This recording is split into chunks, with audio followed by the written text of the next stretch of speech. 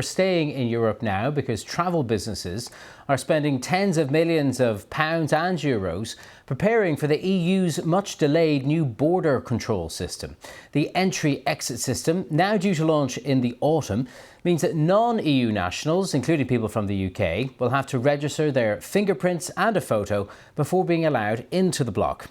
Well, there have been repeated warnings that this registration process will cause delays for holidaymakers at British border points, including the port of Dover, the Eurostar station in London and the Eurotunnel entry point in Folkestone, where French border police check passports as people leave the UK.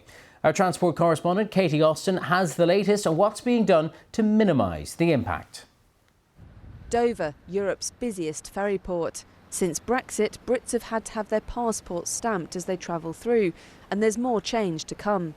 This autumn, a new EU IT system is due to go live at the border. It'll replace passport stamping. It'll also mean people have to register their fingerprints, have a photo taken, and answer some questions about their journey. And at places like Dover, the registration process will have to be done here at the port. People queuing for ferries will be handed an iPad to collect the extra information. Dover has already suffered from long queues at peak periods. The time it will take to register has prompted concerns of longer waits. So right now it takes somewhere between 45 seconds and a minute and a half typically for a car to go through border controls.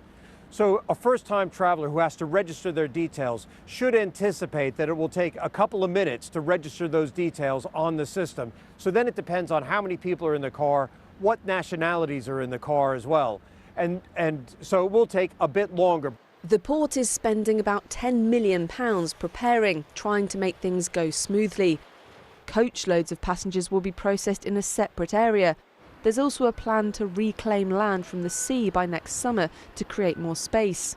Coach companies like this one in Cornwall worry about bottlenecks getting worse. We find that a lot of our customers have already had a fairly lengthy journey before they even get to Dover. We've also got to think about driver's hours and the cost on driver's hours.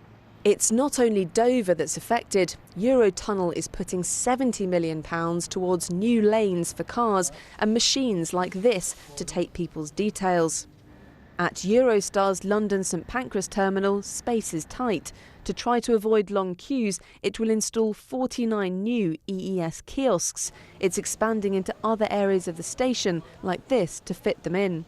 Behind me you have where our passengers arrive normally for check-in today, and unfortunately EES brings an additional step where we have kiosks, and those kiosks will be positioned just round the corner. Also a huge amount of people there to guide our passengers. Eurostar insists its preparations will mean people don't need to turn up any earlier before a train. For the first 6 months, the EU is expected to allow EES checks to be reduced if queues get really bad. Still, travel businesses have nerves about what's on the horizon. Katie Austin, BBC News.